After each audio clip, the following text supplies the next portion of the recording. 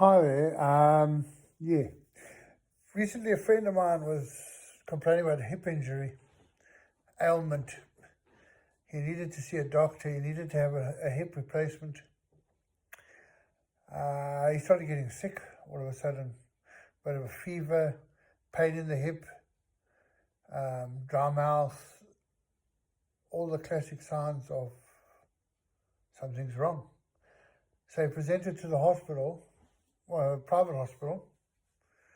They admitted him, and before his family could get home, he was dead. Very odd for somebody with a pain in the hip.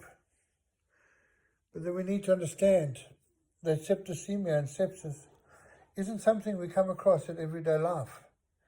It's not an injury or illness that we see in a pre-hospital environment that you would see in an ambulance, unless you know for a fact that the patient has actually been in hospital, had operations and things like that done. But in order to understand the sepsis, we need to understand that septicemia could be in the body already.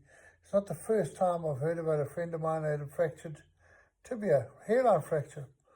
And within a day, the septicemia had started spreading through his leg and up his bone. It was obviously something that attacks the weak part of the body, where there's an injury or an illness or something like that.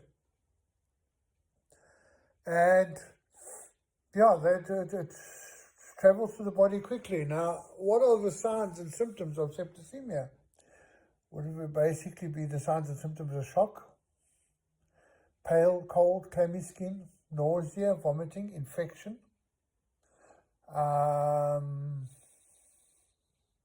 shortness of breath, pain.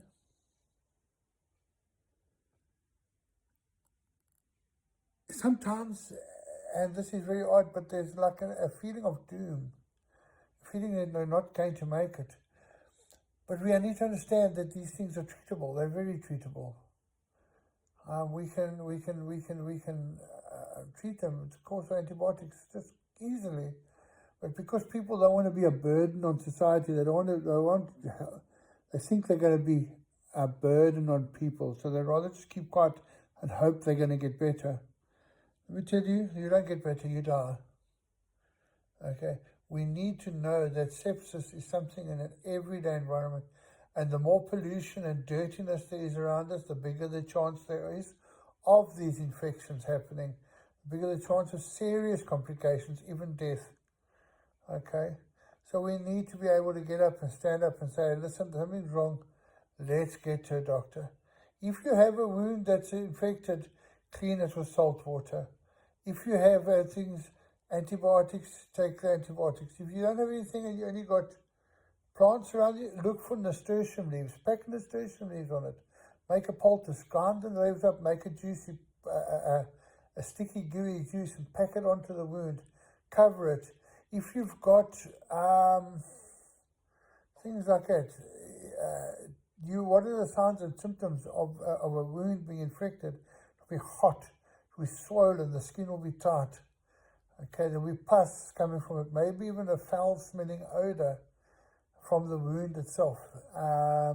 Definitely will be hot to touch, painful to touch.